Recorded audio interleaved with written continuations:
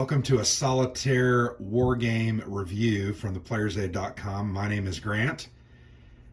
Today I actually shot about an hour ago an hour and 4 minute playthrough of scenario B4, Saipan the Landing, for the very cool, let me go ahead and, sorry, I meant to do this before I started, but for the very cool Lone Sherman, the Pacific, a solitaire war game designed and published by Mike Lambo.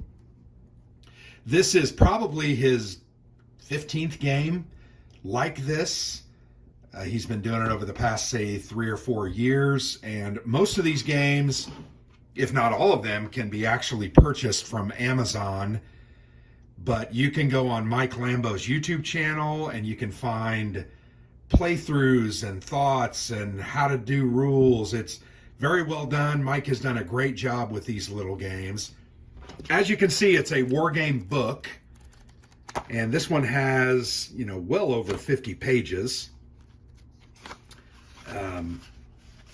Sorry, a couple extra pages at the end, but over 50 pages, and all the rules are contained in this. That's the first half of the book. Let me just show you this. I didn't do an unboxing for this because, do you really unbox a book war game? I guess I could do a flip through, but the first 31 pages are the rules, and there are very good examples, great pictures and graphics showing things like how the Japanese turns work and how firing works and line of sight and other issues that you're going to have to traverse. And the game, the player plays as the Americans, and in this one you are a single Sherman tank active in the Pacific Theater of Operations of World War II. The game will control the Japanese and all of their operations. They have a very cool, very simple to adjudicate system that helps them make those decisions. You really don't have to make a ton of decisions when playing it, but the game is really fun. It's unique, it's interesting, plays very quickly. These scenarios take anywhere from 20 to 40 minutes, and there are a whole bunch of them. I'm trying not to lose my little counters here, but the scenarios start, and you can string these together to make a campaign. So the first scenario here is scenario A1, Tarawa, Red Beach 1, landing at the Bird's Beak. So you can see there's one scenario there. There's a scenario A2 and a scenario A3.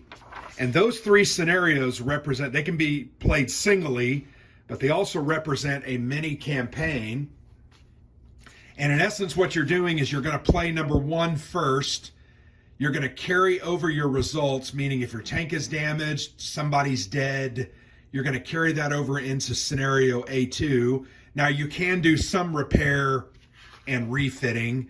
You're going to play A2 and then finally play A3 to see if you make it through. If you do, you've won the campaign.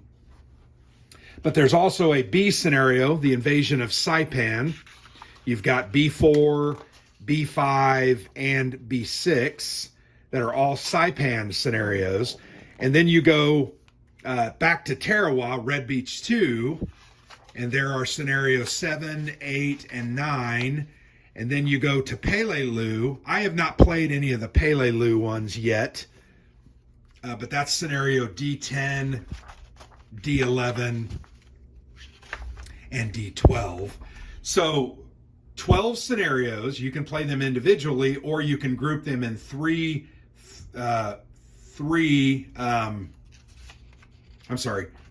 3-mission campaigns, which is very cool. I've done them both ways. I've just kind of gone through the book and played a couple of different ones, but I've also strung them together and played a couple of campaigns. Each of them has their own objectives, their own setup instructions, and then the units that are available for the Japanese sometimes change. For instance, this one does not have heavy artillery, but they do have Type 97 tanks, anti-tank guns, and infantry units. If you look at the one before that, They have Type 95s, AT guns, infantry, and heavy artillery units. So each one is very unique. Each one is different. Each one has their own unique issues. For instance, you can see a seawall here. Very hard to get over and onto that seawall. So you're going to kind of have to plan to go around. You can risk it, but that's going to be really hard to get over. And anytime you're in the water, you get less dice to activate. You're easier to hit. It's just not a good thing. But that's the way the game is laid out, those scenarios.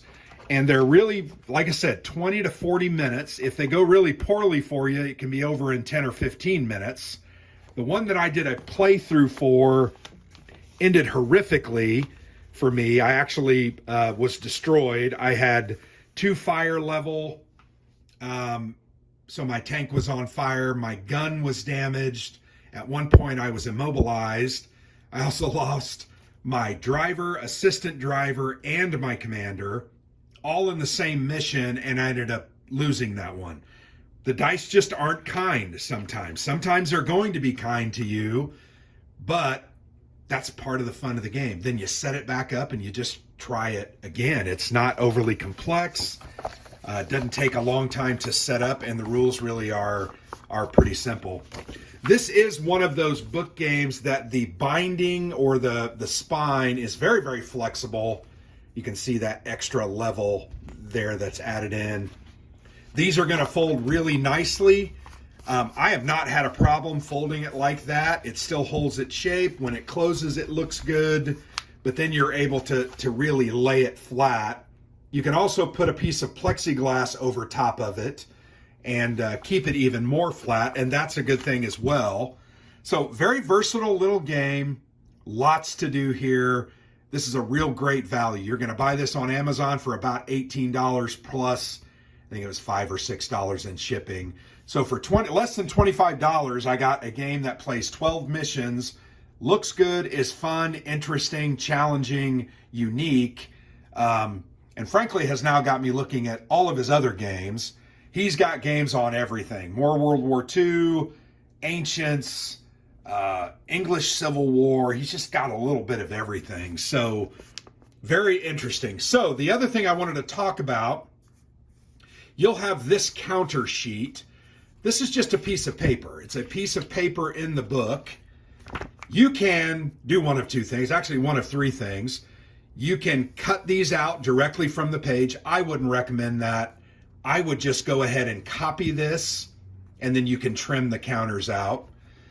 Secondly, you can go ahead and, once again, cut off here. You can copy this and then cut that up and leave this in the book. Thirdly, you can go to the Board Game Geek page for this game, and I think all of his games. You can actually download the counter sheet. It is lined up very well, and you can print it out on card thickness paper. That's what I did. So I'm going to go ahead and show you here, and you're not going to necessarily be able to tell. You can see I trimmed around the edges. It's not perfect, but they look fine. It's thicker than paper, but not necessarily full thick cardstock, but that's going to hold up. I've also seen people print these out, and I'm not sure how they did it, but onto stickers and then put them onto blocks and then laid those blocks down. That looked pretty cool. Also, lots of people will use their Flames of War or bolt action minis, their tanks, their anti-tank guns, their infantry, and just play with those on the board. So very versatile. You can do any one of those. And you know what? I played this 12 times. These are holding up. And if they don't, you know what? I'm just going to print out another sheet and I'm going to cut them again. It's not that big of a deal.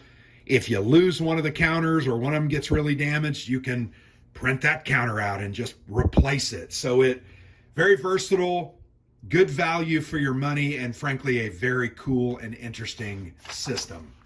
So let's talk about, first I want to talk about how the game works for the Americans, which is the player. The player controls a lone Sherman tank throughout these missions. I'm going to lay this down. It doesn't come with dice, so you're going to have to provide your 6-sided dice. You're going to need anywhere from 8 to 10 for the Americans and for the Japanese. I have my own customized dice. These do not come with the game, one more time. I think these are Flames of War, if I'm remembering correctly. They are not traditional six-siders, but I have green marine dice there on the left with the globe and the anchor, the USMC logo symbol. And then here I have the Japanese battle flag sun, rising sun there. These are normal six-siders with just the six face replaced with those symbols. So I have those. It adds a little interest and depth to the game. But I'm going to pick the rule book up here and show you how a scenario works. And you can look at my playthrough, but you're going to be told your objective: destroy the heavy artillery and then move off the map along the red arrow. So here is the red arrow at the top. You are going to start here in the bottom out into the ocean. You're going to have to move and maneuver, find the heavy artillery gun, which will be placed at setup. We'll talk about that here in just a moment. Destroy it. Destroy the other units that are in your way or make it impossible to move into or through hexes, and then make your way up here and get off the board in order to win. This one I found to be fairly easy. It is the first scenario, and I did pretty well at that. But it's going to give you your objective. It's going to also give you your setup. You can see how I did that in the playthrough. You can see you're going to place a heavy artillery on a red random numbered hex. So you're going to roll a die. I rolled a 6. This is the number 6. The red number 6 is here. You'll also notice there are blue numbers, but you're going to place that. I'm going to go ahead and flip that over here just to show you. You're going to grab your heavy artillery piece, and it says facing the numbered edge. So this gun is going to kind of be facing that way, which is kind of odd, but I think they didn't want to line you up there and make it so you were getting obliterated on the very first scenario, the turn of the very first scenario that you're playing. But it's facing this way, and the difficulty with these heavy artilleries is they do not move or rotate. Think of those as a bunker placed into concrete or a log building or a log structure, etc. They can't turn them. They just kind of fire in one direction. They're mainly firing at the incoming landing craft and the U.S. support ships that are dropping you off. But you have to maneuver your way up here, destroy that, turn, maneuver, get around, and off the board. But that's the way you set those up. It also says place an anti-tank gun on 2 different red numbers. So we're going to roll 2 different dice. We rolled a 3 and a 4. If you roll a 6, you're just going to re-roll that. Pretty simple process. So we're going to place it on the 3 facing the number, and we're going to place it on the 4 facing a number. So you can see they've got 2 anti-tank guns that are protecting them, this heavy artillery, pretty well. And that's all you're going to start with, except for you're going to have your Sherman tank on the board. You also have crew members. This is your commander. You're going to place your commander here. Let's go ahead and pull. And why are they up there? Well, these were killed on my last mission. This is your assistant driver, and this is your main driver. And then you've got a loader and a gunner. So those are all of your troops. You've also got a shell marker, and that is going to start. I always started it in the load, but maybe it says somewhere in the rules where you started unloaded. Doesn't necessarily make sense to me that you would go into battle without having your gun loaded first, but maybe there's a reason. U.S. casualties is going to start on 0. There you are. You're set up. You're ready to go. You've got all of the Japanese units here. You've got all of your markers ready to go. And are going to be ready to go and play this. So that's set up. Then the thing I wanted to talk to you about, and I'm going to go ahead and unset up this because I'm not going to do a demonstration because I did do a playthrough of this that you can see. There are 7 phases in the game, 1, 2, 3, 4, 5, 6, and 7. Some are more involved and simpler than others. Always the first part of the action is to remove Sherman smoke. You can actually place a smoke marker out if you get the result needed to do that. That is going to add +1 to your defense value when being fired on, but it is going to be removed at the beginning of the first phase. You're also then going to make a decision about whether you button up your commander, put him inside the tank, or put him out the hatch on the top side. And that's what this is here. You can see PH, button up, and then the commander. And once again, that commander is a bigger counter. So if he's buttoned up, you're going to have that like that. He's better protected. He can't be killed by sniper fire. If you put him up, he's going to be eligible to be killed by sniper fire if that event is rolled. Why does this matter? If he is out of the hatch and has his head out, you get more dice. You're going to get an extra die for multiple actions. We'll talk about that here in a minute. If you're buttoned up, you're a little more protected. You just don't get that extra die. And why that is important is because you're trying to roll dice and get these numbers to do these various actions. We'll talk about there are 3 different types of actions you can do as the American player. You can do maneuver, which is reverse, turn, or movement. You can do attack, which is loading your main gun, firing your machine guns, or firing the main gun. You can also then do one miscellaneous, where you're doing all kinds of things. Extinguishing fire that's inside the tank, repairing when you're not in the C space, putting smoke or repairing if you're not in a C space, firing machine guns if your assistant driver is alive, driver move, including over seawalls, gunner, fire the main gun, or loader load. So all of those things can be done, and they are decided by the dice roll result. You'll also notice at the bottom there's a big D. That means doubles. So when you roll your 2 or 3 dice here, if you roll doubles, you can do a move, or if the assistant driver is alive, you can do a turn. You can also break those doubles up and just do 2. If you don't roll 3s as doubles, you could just do 2 turns there. So lots of options there. If you look over at fire, it's the same thing, but the doubles are fire the main gun or loader load. Can't fire the main gun unless it's loaded, so that becomes important. And then I already went through the different actions there with miscellaneous. But the number of dice that you are going to get to roll for each one of these is determined by a combination of 2 things. One, the type of terrain that you are in. Here, clear, you're going to get 2 for maneuver. It's just easier to drive around. In the trees, a little harder. You just get 1. In the buildings, not sure why it gives you 2, but you get 2.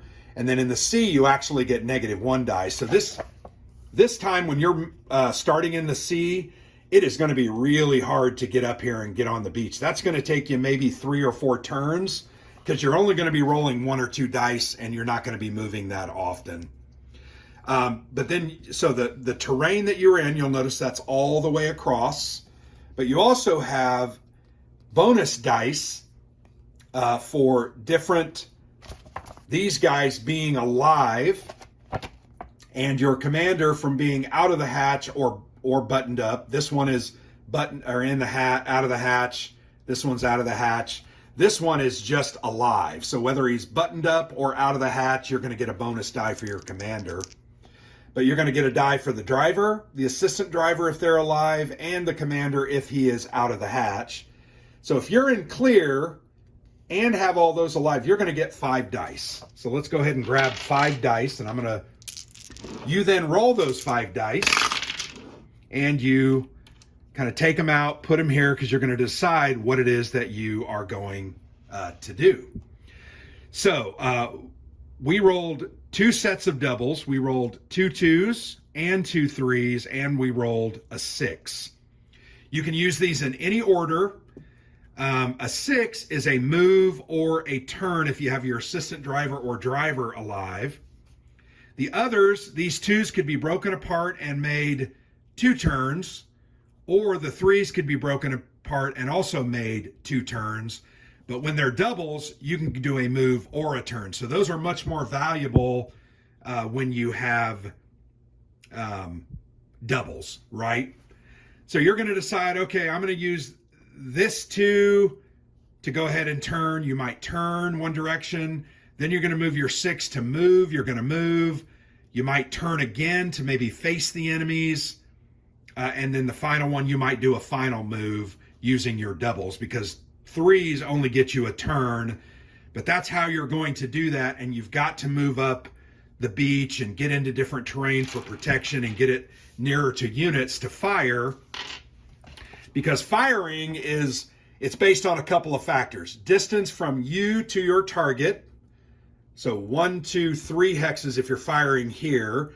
You're going to add 1 for the terrain, trees, buildings, bunkers, etc. If you are firing through trees, you're going to add +1 for each hex where trees. So if you're firing from here to here, you're going to add 1, 2, 3 for distance. 1, 2, 3 for distance if you're firing here to here. And you're going to add +1 for each of these trees. So that's going to be a 5. That's going to be a very hard shot. But then you're going to roll 2d6, and your target number is the distance and the size value of the unit that you are firing at. So if you're firing at a Type 95 Hago, you're going to add 5 for his size value, plus your distance, let's just say 3. On 2d6, you're going to have to roll 8 or higher. So I rolled a 3, I didn't, so I missed. Here I rolled an 8, I hit. Then as the second part of an attack, you're going to have to do a penetration roll or damage roll to see if you actually get through the armor. So they have armor values. The front for a Type 95 is a 9, the front side's an 8, the rear side's a 7, and the rear is a 6. So you're going to take whichever of those sides you're fighting at or firing at. Let's assume you're firing at the front of the tank. You're going to take a 9, and you're going to reduce that number, that target number, by your AP value. Here in this case, it is a 2. So 9 minus 2 is a 7. I've already hit. Now I determine if I penetrate. I rolled a 4. I do not penetrate. So the shot just bounces off. If I had rolled over a 7 or over, all of the Japanese units will be killed with 1 hit. Your Sherman tank will not. You're going to take damage based on this table and what happens. Everything from your turret's damaged, someone's killed, a fire is started, or you're immobilized. Those are all the things that can happen to you, and it's all determined by a random die roll. But that's how attacking works. Kind of fun. You've got to, move into position, reduce your range, because that's going to help you hit more easily. You can only fire machine guns at infantry units. Firing a machine gun at a tank or an anti-tank or heavy artillery does nothing. So those firing of machine guns is important, because you definitely want to take out the infantry, because they can get up adjacent to you very easily and then just blow you away. Never a good thing. Armor value and direction of attack. This is a diagram to show your unit is facing this way. The tanks, the main gun can fire in any of 6 directions. These are shown by the green, the 2 blues, the 2 purples, and the rear. If it's an anti-tank Japanese unit, it can only fire forward, so they would have to turn to fire at you here. Your machine guns can fire in any direction as well, but a machine gun and a main gun can't fire through a building or a hill, and then trees just degrade your fire at a +1 to that hit value. So maneuvering and staying out of the firing arcs of the different types of units is very important. Tanks can fire anywhere. Guns can fire only straight ahead. Heavy artillery can only fire straight ahead. So that's important to understand and read. Very, very important. So that kind of takes you through attack and movement and the different actions that you can do.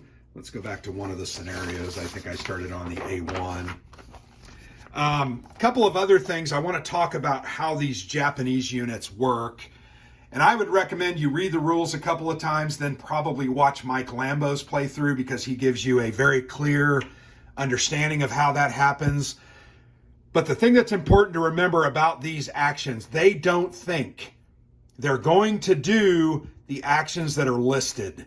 If it says move, they're going to move, whether it puts them in better position or not. And what I have found by the way the AI is worked out, when they move, it ultimately does benefit them. Maybe not immediately, but it's going to get them into better position to fire at your rear or side, which is going to make it easier to penetrate and ultimately damage you.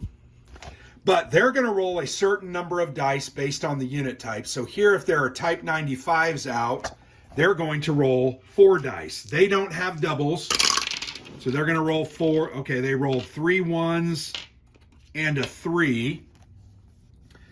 So they are going to fire, which is their first priority, and then the next one is they're going to turn. But it says here, if directly facing Sherman and facing hex is inaccessible, turn to face an accessible hex, then random move. So it's important to read those and understand, but with 3 1s, they could fire 3 times. Yeah, that sucks. Or they could fire, then turn, then fire, but it just depends on what they want to do. A 3 result is going to be a fire or a move. If they're not in range or can't see you, then they're going to move. They also have things like reverse for the tanks, hold down. So you follow those. You can see the anti-tank guns only roll 2 dice. They're only going to move if they roll a 2 and they're facing a building hex. They're going to turn on 1s and 3s and then fire on 4, 5s, and 6s.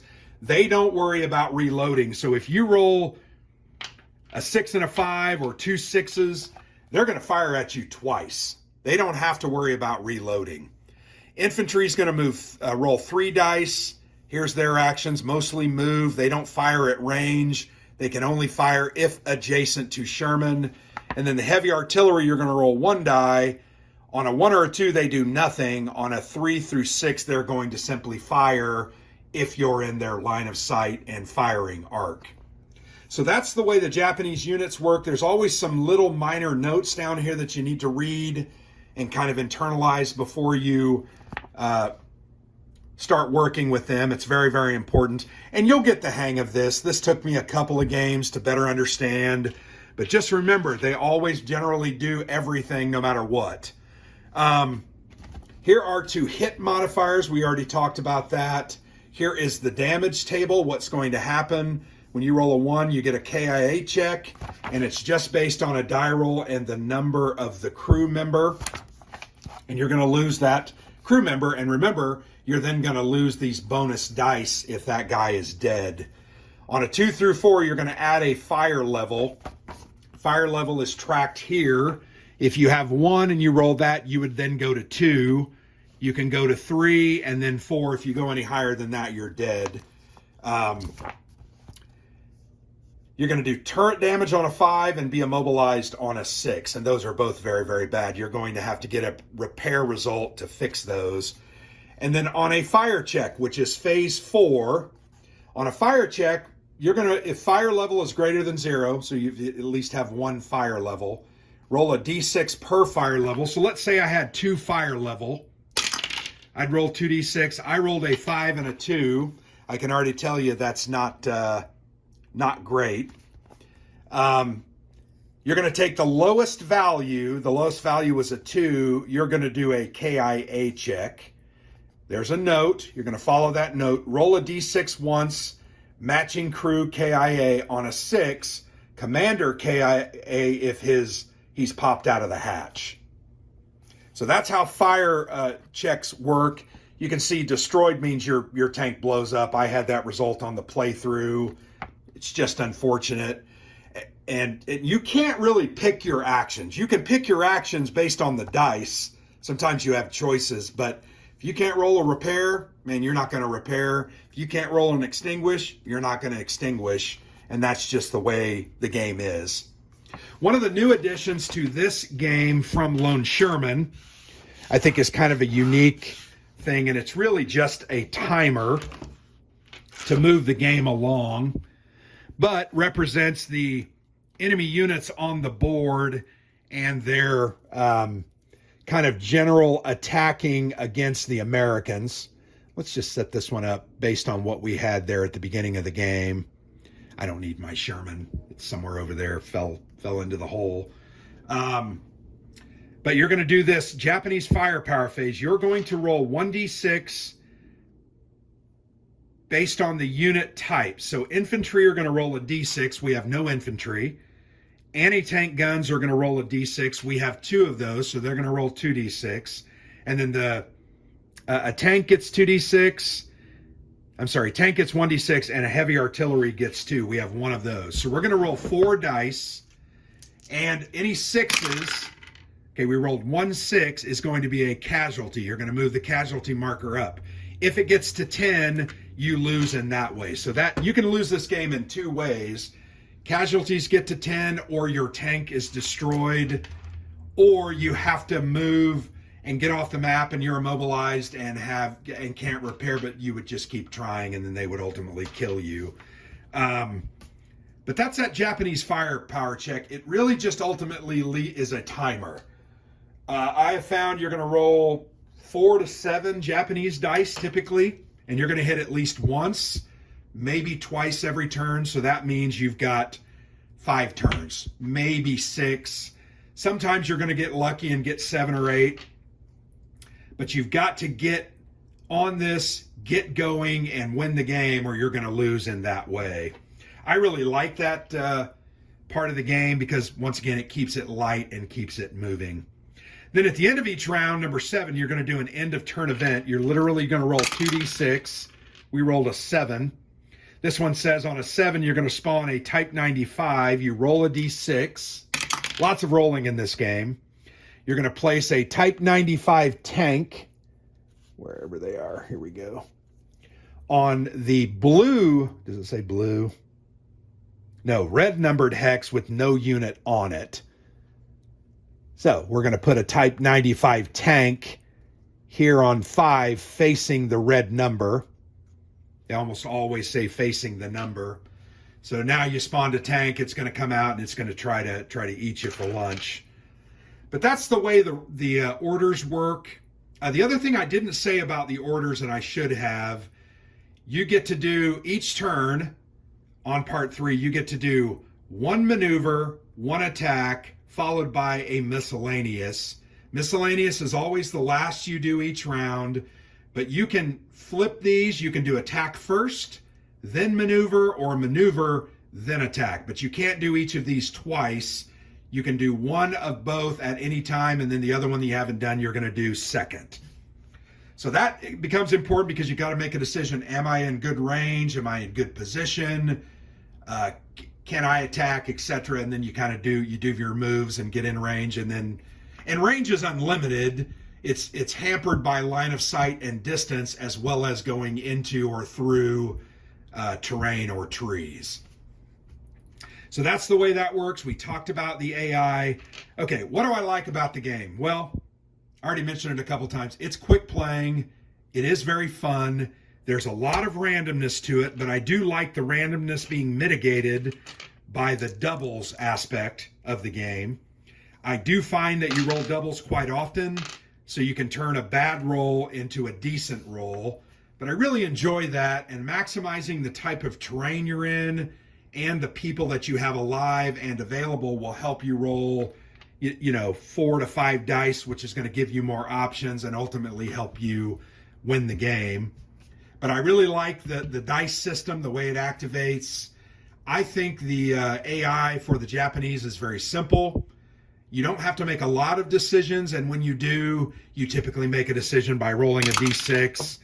So for instance, anti-tank guns, when they activate, or infantry or tanks, the ones closest to the Sherman activate first, but if they're tied, you roll a d6 and you say, well, this one's odds, and this one is evens. You roll a d6, okay, odd, this guy's going to go first. That's the way you do that. But yeah, I like the way the AI system works.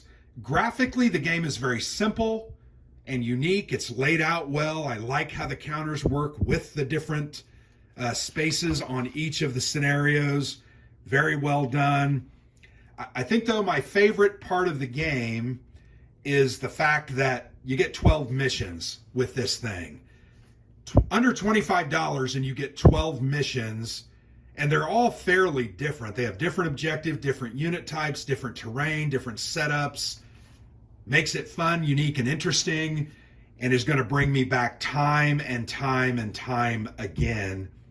There's a reason that these have been selling very, very well, because they're fun, interesting, they're solo games, and then anybody can play them really at any time. You could take this on the airplane, a bus, the train, take it to work, play over lunch. You can do a game in the morning before you leave, do a game over lunch at home. That's really cool. What do I not like? There's not really a lot that I don't like. The randomness is a little bothersome, but that's just what it is. It's a dice game, and you need to understand that. But there are ways to mitigate that with doubles and other things. And rolling more dice is always good, so you can mitigate that. The game is very hard. Going to be honest, I've died quite a lot. As you saw from that result, I ended up getting a KIA in my playthrough that you may or may not have seen yet. I don't know when Alexander posted these in what order. But I blew up because my tank had fire in it, and I rolled the wrong result. So it's very hard. But once again, that's challenging. That's what the game is about.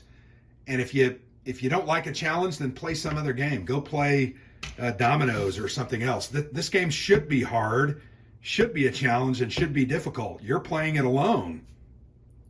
So the randomness is probably my least favorite element. I really think the production of these is actually very good. I think the binders, you can see I folded this out and played it a dozen times. It looks like the day it arrived. There's a little bit of tinting, but that's because you're folding it out and playing each scenario. It's high quality. I can use these counters. I can then reprint the counters, play the game again. I think that's a good thing. And it's affordable. So there's a lot to like here. I can't wait for his next one to come out, but I also want to go back. There's one on,